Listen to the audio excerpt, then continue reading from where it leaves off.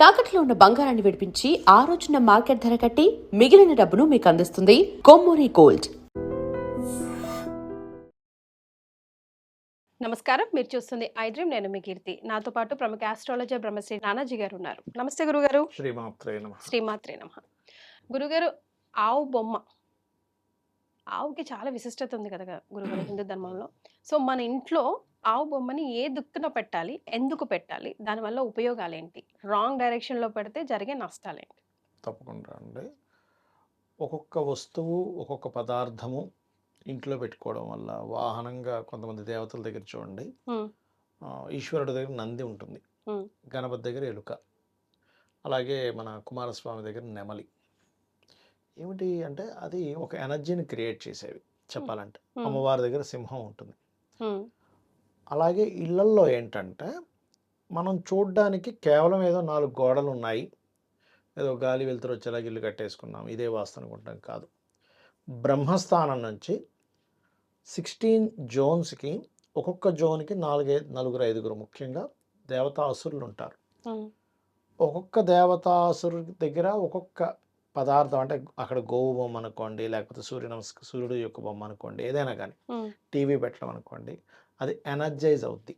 అంటే చిన్న ఎగ్జాంపుల్, మొత్తం మన ఆఫీస్లో మీకు ఒక ఐటమ్ అంటే బాగా ఇష్టం అనుకోండి, ఒక ఐస్ క్రీమ్ అంటే ఇష్టం అనుకుందాం, లేదా ఒక చాక్లెట్ అంటే ఇష్టం అనుకుందాం. మీరు అది ఇస్తే మీరు ఆనందపడతారు, అవునా? ఇష్టం లేని ఫుడ్ ఏదో పెట్టారు, మీకు తిన్నారు, మీరు వర్క్ కూడా సరిగ్గా చేయలేరు, అబ్బా ఎంత తిన్నాను రా బాబు అని, అవునా? అట్లాగే గృహంలో గోవుకి ఉండేటువంటి విశిష్టత ఏమిటి అంటే, మన సనాతన ధర్మంలో గోవులో సకల దేవతలు ఉంటారు. అది కూడా ఎలాగా, ఏదో ఇష్టం లేకుండా కాదు, బాగా ఇష్టపూర్వకంగా ఉంటారు గోవులో. గోవు అనేటువంటిది మన సముద్ర మందనం, మనకి క్షీరసాగర మథనం జరిగింది కదా, అక్కడి నుంచి వచ్చిన కామధేనువు యొక్క సంతానము, అమృతము, కామధేనువు, మనకి చాలా రకాలు వచ్చాయి, అందులో నుంచి లక్ష్మీదేవి, కల్పవృక్షము, అంటే సాగర మథనం నుంచి దేవతలు మదిస్తే వచ్చినటువంటిది గోవు. అందుకని గోవులో సకల దేవతలు ఉంటారు. ఆఖరికి లక్ష్మీదేవి వెళ్ళి మరి బతిమిలాడి మరీ స్థానం సంపాదించుకుంది గోవు దగ్గర, అంత గొప్పదనమాట గోవు. అందుకని సకల దేవతల స్వరూపమైనటువంటి గోవు ఇంట్లో ఉంటే మనకి లక్ష్మీప్రదం అనేటువంటి భావనతో ఇంట్లో పెట్టుకుంటాం. దానివల్ల ఏమిటి ఫలితము అంటే పాజిటివ్ థింకింగ్ పెరుగుతుంది. ఓకే, ఫస్ట్ అండ్ ఫార్మోస్ట్ మనం చిన్న చూడండి, కాలుకో చేతికి నల్లదారం కట్టుకుంటాం, దిష్టి పోద్దని, పిల్లలకి నల్ల చుక్క పెడతాం. అంత చిన్న దాంట్లో ఏముంది అంటే ఉంది అంతే, అది నమ్మకం. అది శాస్త్రంలో దానికంటే ఒక రిజల్ట్ ఉంది అంతే, అది ఇంకది. ఇప్పుడు అయ్యప్ప స్వామి దీక్ష తీసుకున్నప్పుడు నల్లటి వస్త్రాలు వేసుకుంటాం. ఎందుకు వేసుకోవాలంటే దానికి ఒక స్టోరీ ఉంటుంది. అట్లాగే గోవులో సకల దేవతలు ఉంటారు కాబట్టి, సకల దేవతలు ఎక్కడైతే ఉంటారో అక్కడ నెగటివ్ ఎనర్జీ రాదు. కావున ఇంట్లో నెగటివ్ ఎనర్జీ ఎక్కువగా చేరకుండా ఉండడానికి, మనం ధర్మబద్ధంగా ముందుకు వెళ్ళడానికి, దేవతా అనుగ్రహం కలగడం కోసం ఇంట్లో గోవును పెట్టుకుంటాం. దాన్ని ఈశాన్యంలో పెట్టుకోవచ్చు, వాయువులో పెట్టుకోవచ్చు, తప్పేం లేదు. తూర్పు మధ్యలో కూడా పెట్టుకోవచ్చు. కాకపోతే దానికి కూడా రోజు కాస్త ఒక దీపం వెలిగించడమో, లేకపోతే ఒక అగరబత్తి వెలిగించడమో, నమస్కారం చేయడమో చేయాలి. అలా ఒక గోవు బొమ్మను పెట్టుకొని మీరు కనుక నమస్కారం చేస్తే సకల దేవతలకి నమస్కరించినటువంటి ఫలితం పరిపూర్ణంగా వస్తుంది. కాకపోతే ఇక్కడ ఏంటి, మీ మనసులో కంప్లీట్ నమ్మకం ఉండాలి అలా పెట్టుకొని చేసే వాళ్ళకి. నేను గోవులో సకల దేవతలు ఉన్నాయి, ఇది ఎవరు చెప్పారు, శాస్త్రాల్లో ఉంది. ఇప్పుడు ఉన్నప్పుడు నేను నమస్కరిస్తున్నాను. ఇలా కాకుండా ఇంకా గోశాలకే వెళ్ళారు డైరెక్ట్గా, అందులోనే దేశీవాలి గోవు. ఇక్కడ 2 రకాలు ఉంటాయి, జెర్సీ ఆవు, దేశీ ఆవు. జెర్సీ ఆవు ఏంటంటే కేవలం ఒక జంతువు అంతే, దానిలో దేవతా లక్షణాలు ఏమీ ఉండవు. మీరు నెట్లో కొట్టి చూస్తే దాని తేడా తెలుస్తుంది. దీనికి మోపురం ఉండదు జెర్సీ ఆవుకి, కింద ఇది ఇట్లా ఉండదు, వెనక భాగం కంప్లీట్గా ఇట్లా సూదిగా ఉంటుంది. ఇవన్నీ జెర్సీ ఆవు లక్షణాలు. మోపురం ఉండి వెనక భాగం రౌండ్గా ఉండి ఇది మడతలు ఉన్నటువంటిది దేశీ ఆవు. దేశీ ఆవుకి జెర్సీ ఆవుకు ఉండేటువంటి లక్షణాల్లో మీరు కనుక ఎలా ఉంటుందంటే, ఇప్పుడు తన పిల్లకి పాలు ఇస్తుంది అనుకోండి దేశీ ఆవు, ఇది సకల దేవతలు ఉండేటువంటి గోవు. మీరు అంత దూరంలో ఏదైనా చూపించారు తినడానికి రానే రాదు అది. ఫస్ట్ పిల్లలకి మొత్తం తన దూడకి చక్కగా పాలిచ్చి దాన్ని కొంతసేపు నీకు ఓకే కదా, సాటిస్ఫాక్షన్ కదా అని అప్పుడు నిదానంగా వచ్చి తింటుంది. అదే మీరు జెర్సీ ఆవు చూపించండి, దాన్ని తన్నేసి వచ్చి తింటుంది అది ఫస్ట్. అమ్మకి పిన్నమ్మకి ఉన్నంత తేడా. పిన్నమ్మ కూడా కాదు, ఇంకా వేరే చెప్పాలంటే మరి కనీసం పిన్నమ్మైన అమ్మలా చూసుకుంటది. అదేలేండి గురుగారు. అట్లా అనమాట.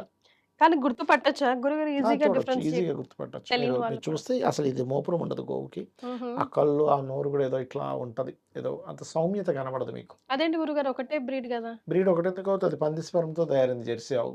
దానివల్ల అది అది గోవుకి పిగ్ యొక్క స్పెర్మ్‌తో దాన్ని క్రాసింగ్ చేయించడం వల్ల ఆ గోవు వచ్చింది. ఇంకా మీరు పందికి పూజ చేస్తున్నట్టు. ఓహ్! అంతకు మించి ఏం అయినా లేదు. వరాహదేవి వరాహం వేరు, మళ్ళా. వరాహ అవతారం వేరు. ఇక్కడ క్రాసింగ్ అయింది కదా! డైరెక్ట్ వరాహం వేరు, ఇది వేరు కదా! హ్మ్. హ్మ్. హ్మ్. హ్మ్. సార్ ఇట్లా రాంగ్ డైరెక్షన్స్ ఏమన్నా ఉన్నాయా గురుగారు? అంటే పెట్టకూడని స్థలాలు అట్లా? దక్షిణ నైరుతిలో పెట్టకూడదు. అండ్ మెటీరియల్ గోవుని కూడా. గోవుని దక్షిణ నైరుతిలో పెట్టకూడదు. హ్మ్. పడమర వాయువ్యంలో పెట్టకూడదు. ఓకే.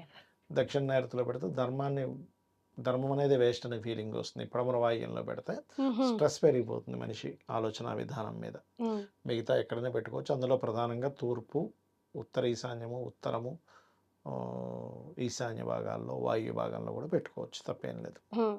కొంతమంది డిఫరెంట్ మెటీరియల్‌లో పెట్టుకుంటూ ఉంటారు గదా అవును. గురుగారు. మరి ఏదైనా వాడాల్సినవి, వాడకూడని మెటీరియల్ అట్లా ఏమన్నా ఉందా? మెటీరియల్ వల్ల బొమ్మలకి ఏమి ఇబ్బంది ఏమి ఉండదు. గుర్తుపెట్టుకోండి. సైజెస్. సైజు, మెటీరియల్ ఏమి ఇబ్బంది లేదు.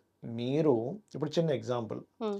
మీరు ఇంట్లో పూజ గదిలో దేవతామూర్తిని పెట్టుకున్నారనుకోండి. హ్మ్. ఆ దేవతామూర్తి మెటీరియల్ మీద మీకు ఉంటుందా? భక్తి మీద ఉంటుందా?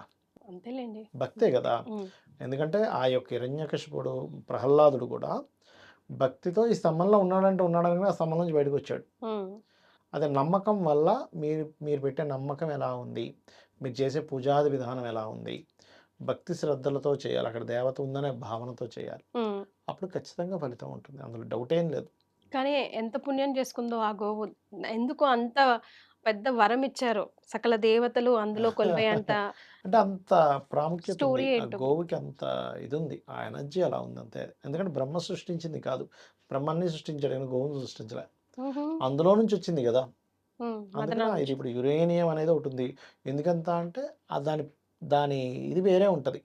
కొన్ని రాకెట్‌కి తయారు చేసే కొన్ని పదార్థాలుంటాయి. చాలా కాస్ట్ ఉంటాయి. ఎందుకంటే అంత దాని ప్రెషర్‌ని తట్టుకోగలదు. మరి. సో, గోవులో సకల దేవతలు ఉంటారు కాబట్టి, మనం ఏదైనా ఒక గోవుకి ఏదైనా తినిపిస్తే మనలో ఉండేటువంటి అనేకమైన నెగెటివ్ ఎనర్జీస్ పోవడము. మీరెందుకు గోశాలకు వెళ్ళి హ్మ్. కాసేపు కూర్చొని రండి అక్కడ. హ్మ్. చాలా ఫ్రీగా అయిపోతాం మనం వెంటనే. హుహు. ఆ ఎనర్జీస్ మనకు అర్థమవుతాయి. గోశాలకు వెళ్ళినా, లేనట్లయితే మీరు ఏదైనా దేవాలయానికి వెళ్ళినా ఖచ్చితంగా సెట్ అవుతుంది. గురుగారు మరి ఈ ప్రాబ్లమ్‌కి ఇది పెడితే గోవుకి గనక ఈ ప్రాబ్లమ్స్ నుంచి మీరు బయటపడే అవకాశం ఉంది అని అలా ఏమైనా ప్రిస్క్రిప్షన్ ఉందా? అండ్ అదర్‌వైజ్ అసలు గోవుకి కూడా కొన్ని పెట్టాలి, కొన్ని పెట్టకూడదు అవును. గురువుగారు. అంటే మనం అతి గోవులకి ప్రేమతో యాహ్! ఒకసారి పెడతా ఉంటాం పాపం దానికి. అవునవునవునవును. దానికా అదే. నో అనటం తెలీదు అంటే అన్ని గాబట్టి పదార్థాలు పెట్టకూడదు. హ్మ్. ధాన్యాలు తీసుకెళ్ళి పెడతారు, పెట్టకూడదు. హ్మ్. గోవులకి మీకు శని దోషం పోవాలనుకోండి. హ్మ్. అంటే బాగా పనులన్నీ డిలే అవుతున్నాయి. బెల్లం పెట్టొచ్చు. హ్మ్. గొడవలు ఎక్కువగా అవుతున్నాయి. ఇంకా క్యారెట్స్, బీట్రూట్స్ లాంటివి పెట్టొచ్చు. స్వీకరిస్తాయా ఆ! గురుగారు అవి? స్వీకరిస్తాయి. హ్మ్. చక్కగా తింటాయి. హ్మ్. గురుబలం పెరగాలి. అరటికాయలు పెట్టొచ్చు. అరటి పళ్ళు కాదు. హ్మ్. కాయలు. కాయలు తినిపించవచ్చు. అండ్ అట్లాగే నీరు తాగిస్తే చాలా మంచిది గోవుకి. దాహం ఇప్పుడు ఎండాకాలం ఉంది. హ్మ్. గోవుకి నీరు తాగిస్తే చాలా మంచిది. హ్మ్. గోవు యొక్క గోశాలలో గరుకు స్తంభం పెడతారు. మీరు పెట్టి చూడండి ఎవరైనా. హ్మ్. వాళ్ళ లైఫ్‌లో చాలా మిరాకిల్స్ జరుగుతాయి గరుకు స్తంభం పెట్టినప్పుడు. అంటే వాళ్ళ పూర్వీకులు అంటే గురుగారు గరుకు స్తంభం అంటే ఇంత అవి స్తంభంలా ఉంటది. ఆ! అది అది గో గోవేంటంటే అంతటా గోక్కోగలదు గానీ దాని మెడ కింద గోక్కోలేదు. మరి. దానికొక స్తంభం గావాలి హ్మ్. హ్మ్. హ్మ్. గోక్కడానికి అది. హ్మ్. ఓకే. మనం ముందు పర్మిషన్ తీసుకొని తీసుకొని పెట్టాలా పెట్టొచ్చు. గురుగారు? తప్పేముంది. హుహు. పెట్టుకోవచ్చు. అట్లా. ఓకే. సో, పెట్టకూడని వస్తువులు గూడా ఒకసారి గుర్తు చేద్దాం గురువుగారు. గోవుల దగ్గర చపాతీ పెడుతున్నాము, పూరీలు పెట్టొచ్చు, ఏం పెడుతున్నాం. గాదు. ఆయిల్ లేకుండా ఉండేది పెట్టండమ్మా. ఇప్పుడు చపాతీలో తేనె పూసి పెట్టామనుకోండి, ఆ మధ్య ఫైనాన్షియల్ బనానాస్ గ్రోత్‌కి పెట్టకూడదనన్నారు. అదే అందుకే అరటికాయ అన్నా, అరటిపండు అనలే. హ్మ్. హ్మ్. అరటికాయ తినిపిచ్చండి. హ్మ్. అరటికాయ తినిపిస్తే మంచిది. ఆవుకి బెల్లం తినిపిస్తే ఐరన్ పెరుగుతుంది దానికి. మంచి స్ట్రెంగ్త్‌గా ఉంటుంది. బన్ అట్లా. బన్ కొంతమంది పెట్టకూడదు. బ్రెడ్‌లు, మైదా గదా! బన్నులు అవి పెట్టకూడదు బ్రెడ్‌లు, కదా బన్‌లు గురువుగారు. అస్సలు పెట్టకూడదు. హ్మ్. అది మైదా మనకే మంచిది గాదు. మరి. దానికి కూడా మంచిది గాదు. యెస్.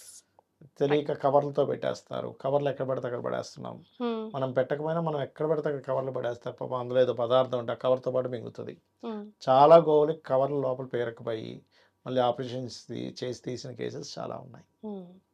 సో జాగ్రత్తగా చూసుకోవాలి. రైట్. చేసుకోవాలి. చాలా సంతోషం గురుగారు. శ్రీమాత్రే నమః. శ్రీమాత్రే నమః.